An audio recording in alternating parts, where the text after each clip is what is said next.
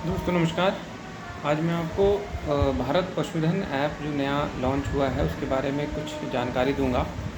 वैसे तो ये ऐप अभी पूरी तरीके से यूपी के अंदर लॉन्च नहीं हुआ है, लेकिन उत्तराखंड में लॉन्च हो चुका है। तो यूपी में जो स्टेटस है वो ये है कि इनाम बंद कर दिया गया है और इसका सारा जो डेटा है जो अब तक हमने काम किया है इसको उन लोगों ने भारत पशुधन के सर्वर पे ट्रांसफ़र कर दिया है। एक्चुअली मैं इसके बारे में थोड़ा ये भी बताना चाहूँगा आपको कि भारत पशुधन क्यों लाया गया, इसके बारे में जानना ज़रूरी है। क्योंकि आप इसके बारे में अगर डिटेल में जानना चाहते हैं तो एक भारत सरकार की जो वेबसाइट है उस पे जा कर के आप national digital life stock mission के नाम से एक जो है इनका डॉक्यूमेंट है, वहाँ पे वो डाउनलोड करके आप पढ़ सकते हैं कि उसमें इनका क्या प्लान है, फ्यूचर प्लान है digitalisation of livestock sector. उसमें जो भी सर्विसेज हम लाइव स्टॉक के फील्ड में देते हैं, एनिमल हस्बेंड्री डिपार्टमेंट के द्वारा जो भी चीज़ें की जाती हैं उसका डिजिटल रिकॉर्ड होगा। और जो भी हम इंसेंटिव्स देंगे अपने वर्कर्स को, पैरावेट को, मैत्री को, वो हम डीबीटी के माध्यम से देंगे, या फार्मर को भी अगर कहीं योजना कोई आती है गवर्नमेंट की। तो ये fully central government sponsored scheme है, या इसको प्रोजेक्ट कहिए, फ्यूचर प्लान है। तो उसमें ये है कि इसमें एक चीज़ और जानना ज़रूरी है कि इनाफ पर से क्यों हम हटे और भारत पशुधन पर हम क्यों जा रहे हैं।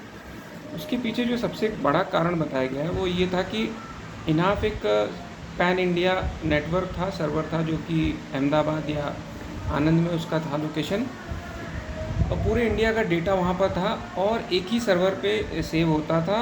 और उसमें सबसे बड़ी प्रॉब्लम आती थी कि जो भी हम डेटा की एंट्री करते हैं उसको एडिट करना थोड़ा मुश्किल था, क्योंकि एक सेंट्रलाइज जगह पे होता था, सारे स्टेट्स के डेटा वहीं पे सेव होते थे, तो उसमें मुश्किल आती थी। और अब क्या होगा कि अब हमारा डेटा, यूपी का डेटा सेपरेटली यूपी में होगा, तो यहाँ पे हम इसको आसानी से मैनेज कर सकते हैं। और दूसरी चीज़ जो सबसे इम्पॉर्टेंट है उसमें ये था कि जो हम इनाफ के एप्लीकेशन को ऑफलाइन मोड में भी यूज़ करते थे, वो भारत पशुधन में ऐसा नहीं होगा। ये आप ऑनलाइन मोड में ही इसको काम कर पाएंगे। इट मीन्स नेटवर्क की कनेक्टिविटी आपको हर जगह चाहिए जब भी आप इस ऐप पे काम करेंगे। और दूसरी चीज़ ये है कि उसमें जो डेटा एंट्री का प्रोसीजर था वो थोड़ा सा, क्या कह सकते हैं कि अनरिस्ट्रिक्टेड था। मतलब उस पर कोई कंट्रोल नहीं था, उस पर एक्चुअल में चीज़ें वहाँ ग्राउंड में हो रही हैं कि नहीं हो रही हैं, इसके ऊपर कोई आप राइडर नहीं लगा सकते थे, चेक नहीं कर सकते थे। टैग एनिमल को लगा या नहीं लगा, लेकिन एनिमल की फीडिंग हो जाती थी, एनिमल रजिस्टर हो जाता था, ओनर भी रजिस्टर हो जाता था, एआई भी फीड हो सकती थी उस पर। तो इससे क्या होता है कि misuse of these loop holes जो है पॉसिबिलिटी उस पर थी।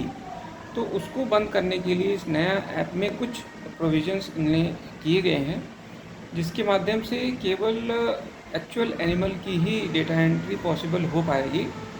अब ये देखते हैं कितना सक्सेसफुल होता है। इसमें क्या है कि हर एक एनिमल वेरीफाई होगा। वेरीफाई इन द सेंस कि उसके टैग, कान में टैग लगा हुआ, प्लस ओनर का खड़ा होके, जब तक फ़ोटो आप ऑनलाइन ऑन द स्पॉट नहीं खींचेंगे वो अपलोड नहीं होगा ऐप के अंदर। और जब तक अपलोड नहीं होगा तब तक वो रजिस्ट्रेशन एनिमल का कंफर्म नहीं होगा।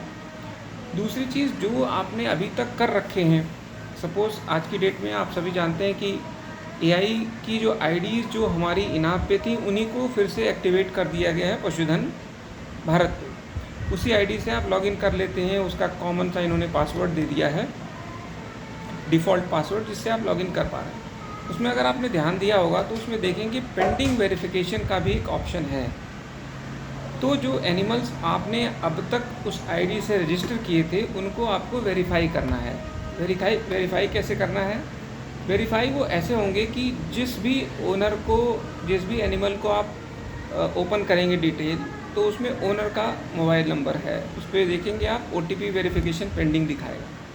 तो जब आप वेरिफिकेशन के लिए जाएंगे तो उस ओनर को ओटीपी जाएगा, और वो ओनर से ओटीपी लेकर के जब आप फिल कर देंगे तब तो ओनर का वेरिफिकेशन हो जाएगा। और दूसरी चीज़, फ़ोटोज़ तो पहले कभी अपलोड हुई नहीं है, वो सारी फ़ोटोज़ अब आपको उस टैग नंबर के साथ क्लिक करके उसमें अपलोड करनी होंगी, तब जाके वो क्लियर होगा कि yes this animal is existing.